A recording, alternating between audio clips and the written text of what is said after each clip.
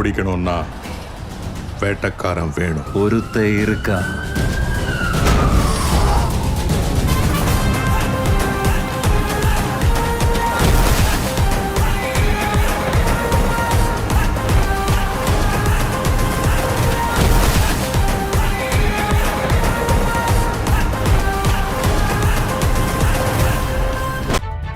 ஆனா அதே நேரத்துல இன்னைக்கும் முதலமைச்சர் அப்படின்னு சொன்னா அது யாரா இருந்துட்டு போட்டும், எந்த கட்சியா இருந்துட்டு போட்டும், எம்ஜிஆர் அவர்களுக்கு இருக்கக்கூடிய அந்த மதிப்பும் மரியாதையும் வேற எந்த முதலமைச்சருக்கும் வந்தது கிடையாது. எதிர்காலம் வரும், என் கடமை வரும், இந்த கூட்டத்தின் ஆட்டத்தை ஒழிப்பே. கலைஞர் அவர்களுடைய நண்பனா வேணாலும் இருக்கலாம், ஆனா எனக்கு எம்ஜிஆரை பிடிக்காது. அது மட்டும் இல்ல, நான் மதிக்கிறதே இல்ல. எம்ஜிஆர் நான் மதிக்கிறதே இல்ல. மதிக்க உனக்கு இந்த வேலை, நீ வாங்குற இந்த 10-5 பிச்சைக்கு இது தேவைதானா? ஒரு விளம்பரம். மதிக்கிறதே இல்ல, மதிக்கிறதே இல்ல. நான் கலைஞர்னு சொல்லுவேன், என் நண்பர். நீங்க வச்சுக்கோங்க நண்பர். எம்ஜிஆர் ஒரு லூசு எம்ஜிஆர் அப்படிங்கிற ஒரு வார்த்தையை விடுறாங்க. ஆனால் எம்ஜிஆர்ங்கிற ஒரு லூசுக்கு அது இல்லையே. ஆனால் எம்ஜிஆர்ங்கிற ஒரு லூசுக்கு அது இல்லையே. என்ன நேரம் இங்க ஓடியாடுறாங்க? பின்னால ஒருத்தரீங்களா? அது எப்படி அவங்களால பேச முடியுது? அந்த தைரியத்தை யார் கொடுக்குறாங்க அப்படிங்கிறதுதான். ஸோ ஆளும் கட்சியா இருக்கிறவங்க என்ன வேணாலும் பேசலாம், அதுக்கு வேற யாருமே எதிர்ப்பு தெரிவிக்க முடியாது அப்படின்னா இங்க சமூக நீதி எங்க போச்சு? கலைஞர் கருணாநிதி அவர்களை பற்றியோ பெரியார் அவர்களை பற்றியோ ஏதாவது ஒரு வார்த்தை தப்பா நம்ம பேசிட்டோம்னா கண்டிப்பா என்ன செய்வாங்கன்னா,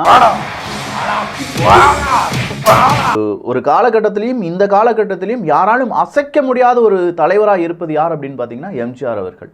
கலைஞர் அவர்களுடைய நண்பனா வேணாலும் இருக்கலாம், ஆனா எனக்கு எம்ஜிஆரை பிடிக்காது. அது மட்டும் இல்ல, நான் மதிக்கிறதே இல்ல. எம்ஜிஆர் நான் மதிக்கிறதே இல்ல, மதிக்கிறதே இல்ல. ஏண்டா நான் திண்ணையை புடிச்சிட்டு நடக்கும் போது என் கோவணத்தை புடிச்சிட்டு நடந்த கழுத கல்லை சாராயத்தை கலந்து அடிச்சா உங்க மச்சான் மரியாதை பேசுங்க. இவர் மாநாட்டுக்கு பந்தல் போடுறவருக்கு மரியாதை வேற வேணும். அப்ப இன்னைக்கு அதை நிறைய பேர் டேக் பண்ணி இது எப்படி நீங்க சம்மதிக்கிறீங்க, டிஎம்கே காரங்க இதை எப்படி பார்த்துட்டு இருக்கீங்க, ஏடிஎம்கே காரங்க அதை விட எப்படி இதை பார்த்துட்டு இருக்கீங்க?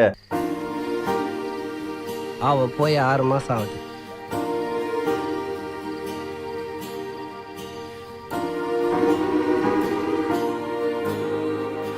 ஆளும் கட்சியா இருக்கிறவங்க என்ன வேணாலும் பேசலாம், அதுக்கு வேற யாருமே எதிர்ப்பு தெரிவிக்க முடியாது அப்படின்னா இங்க சமூக நீதி எங்க போச்சு? என் வீட்லயும் அதே கதிதான். இந்த சமாச்சாரம் என் வீட்டுல தெரியப்படாது, நீங்க சொல்லிடாங்க. உங்க வீட்டுக்கும் தெரியப்படாது, நான் சொல்ல மாட்டேன். நாங்க போலாம். இப்படித்தான் நம்ம ஊரு பெரிய மனுஷங்களா? எல்லா பெரிய மனுஷங்களும் இப்படித்தான். இருக்கிற வரை சூத்திரன், சூத்திரனாக இருக்கிற வரை நான் நீ விபச்சாரின் மகன், குற்றவாளியே இருக்கிற வரை நான் நீ விபச்சாரின் மகன் ஒப்புக்கொண்டு விட்டார். ஆகையால் தாமதிக்காமல் தண்டனையை உடனே வழங்குமாறு தாழ்மையை கேட்டுக்கொள்கிறேன். மேடை போட்டு கெட்ட வார்த்தை பேசுறதுல இவனுங்களை விட்டா வேற ஆளே கிடையாது அப்படின்னு சொல்ற அளவுக்கு ஆளும் கட்சியை சார்ந்த அமைச்சர் ஒரு வார்த்தையை சொல்லி ரொம்ப அப்படி சொல்றாருங்க.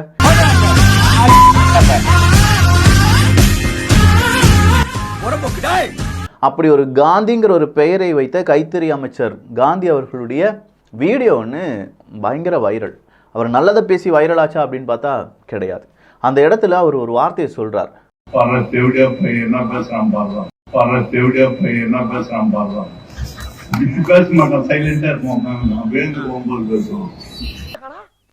குருநாதா, என்ன குருநாதா உங்களுக்கு புது ஐட்டம் அறிஞ்சிருக்காங்க? எங்க திரும்புங்க. கர்ம கர்மா என்ன இப்படி நாறுது? குருநாதா, மாட்டு ஐட்டத்தையும் மனுஷ ஐட்டத்தையும் மிக்ஸ் பண்ணி எரிஞ்சிட்டாங்களே. ஊர் உலகமே பயந்துகிட்டு இருந்த என்ன கொண்டாந்து ஒரு சின்ன சந்துக்குள்ள நிறுத்தி பயந்துகிட்டு இருந்தவனுங்களெல்லாம் எரின்னு எரிய வச்சது இல்லாம நாத்தடிக்குது. நான் சொல்றேன், சர்வசாதாரணமா சொல்லிட்டு அப்படி கடந்து போறார். அந்த தைரியம் எவன் என்ன செஞ்சிட முடியும்? சர்வசாதாரணமா சொல்லி நிறுத்துக்கலடா. அவன் நிறுத்துற லூசுக்கு மட்டும் வந்துட்டு மக்கள் இதே வேற யாராவது ஒரு சோசியல் மீடியால இப்படி ஒரு வார்த்தையை பேசியிருந்தாங்கன்னா இன்னைக்கு எந்த அளவுக்கு கொந்தளிப்பு ஏற்பட்டு இருக்கும். ஆனா சர்வசாதாரணமா அப்படின்னு சொல்லி தேவங்கிற கெட்ட வார்த்தை பேசிட்டு அப்படியே போறாரு. கண்டுக்கிறப்படாது, ஏன்னா இது வாலிப வயசு, இவங்கிட்ட என்னடா பேச்சு. இந்த மாதிரியான விஷயங்கள் கைத்தறி அமைச்சர் பேசுறாரு, ராசா பேசுறாரு, இவங்களை நீங்க கொஞ்சம் கண்டிச்சாலே போதும். நாள்தோறும் காலையில நம்மவர்கள் யாரும் எந்த புது பிரச்சனையும் உருவாக்கி இருக்க கூடாது என்று நினைப்போடு தான் நான் கண் விழிக்கிறேன். இங்க படுத்துற நிமிஷம்னால தாங்க முடியலையே, தலை வலிக்குதுடா, தலை வலிக்குதே. கேசு மேல கேசு வந்து அப்படிக்கும் நேரம் இது. என்ன எதுக்கு எங்க கொண்டு வந்தீங்க? இங்க இருக்கிறவெல்லாம் முடிச்சவிக்கி மொல்ல மாறி முகமூடி கொள்ளக்காரனுங்க. சட்டப்படி என்ன காமன் செல்லில கொண்டு போய் வைக்கணும். அது ஒண்ணு இல்ல, கருப்பு கொடி காட்டினவங்க எல்லாம் காமன் செல்ல நிறைஞ்சு போயிட்டாங்க. அதனாலதான் இந்த செல்லு கொண்டு வந்திருக்கோம். எதுக்காக கருப்பு கொடி காட்டினாங்க? வாசக்கருவ இடிக்காரன் தட்டுகிற வேலை இது. அதாவதுங்க, வாழ்க்கையில் அடி விடலாம், ஆனால் அடியே வாழ்க்கையாக இருந்தால் போதும் தம்பி போதும் அப்படின்னு திமுக காரன் காண்டாவ அளவுக்கு இப்போ நீதிமன்றங்களுக்கு இவங்களுக்கு ஆப்பு வந்துகிட்டு இருக்கு. நல்ல உள்ளம் உறங்காது என்பது என்ன பண்றது? அப்பவே சொன்னேன் கையெழுத்து போடாத கேட்டியா?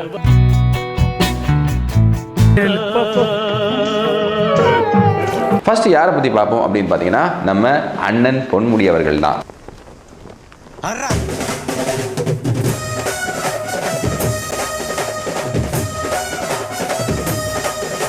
காரணம் என்னன்னா, நம்ம முதலமைச்சரே இதெல்லாம் பார்த்து தான் டென்ஷன் ஆகி அப்பப்போ வெளியூருக்கு போயிட்டு வரார். இப்போ ஸ்பெயினுக்கு போயிருக்காரு.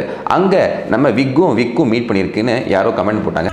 வண்டு முருகன் அண்ணன், கருமை நிற கண்ணன், பேச்சிலே மன்னன், சிந்தனை சிற்பி, சைனடி குப்பி, செயல் சிங்கம், பிரச்சார பீரங்கி. மாபெரும் டென்னிஸ் பிளேயரும் நம்ம லெக் ஸ்பின்னர் அண்ணன் எம்கே ஸ்டாலின் அவர்களும் மீட் பண்ண இந்த ஃபோட்டோ அவர் போட்டிருக்காரு.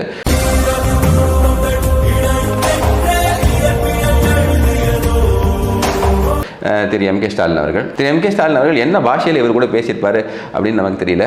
பொன்முடிக்கு அகேன்ஸ்டாக, பொன்முடி அண்ட் அவங்களோட ஒய்ஃபுக்கு அகேன்ஸ்டாக ஒரு தீர்ப்பு கொடுத்திருந்தாரு. 3 வருஷம் சிம்பிள் இம்ப்ரெசன்மெண்ட் கொடுத்திருந்தார்.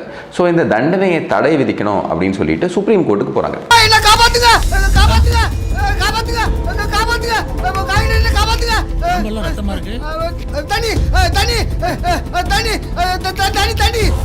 சுப்ரீம் கோர்ட் என்னைக்குமே ஒரு ஸ்ட்ராங்கான ஸ்டாண்டு தான் எடுத்திருக்கு. ஸோ அதற்குண்டான அறிகுறி நமக்கு இங்கே தெரிகிறது.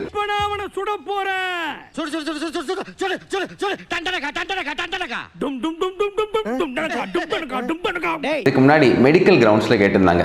இந்த மெடிக்கல் கிரவுண்ட்ஸ் எப்படி கொண்டு போனாங்கன்னா, சார் அவருக்கு வயசாயிடுச்சு சார், 72 வயசு ஆயிடுச்சுன்னு. 72 வயசான ஆளு பண்ணக்கூடிய வேலையா? குடும்பத்துக்கு இதெல்லாம் தேவையா கோபி? பொம்பளை சோக்கு கேக்குதா கோபி? பொம்பளை சோக்கு ஏண்டா மானம் கெட்ட பேல. சரி, நான் இப்படி ஆபாதி எடுத்து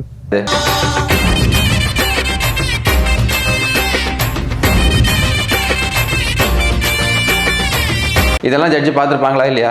இதுக்கப்புறம் ஸ்டே ஆன் சென்டென்ஸ் கிடைக்கும் நீங்க நம்புறீங்க? அட சொட்ட தலையா, சொன்னதே திரும்ப சொல்லானே. என்ன வியாதி உனக்கு? யோ பெருசே, இந்த பாரு 700 ரூபாய் தரையா, வாயா போலாம். வாய்ப்பில்லை ராஜா, வாய்ப்பில்லை. ஸ்டார்ட் பண்ணு.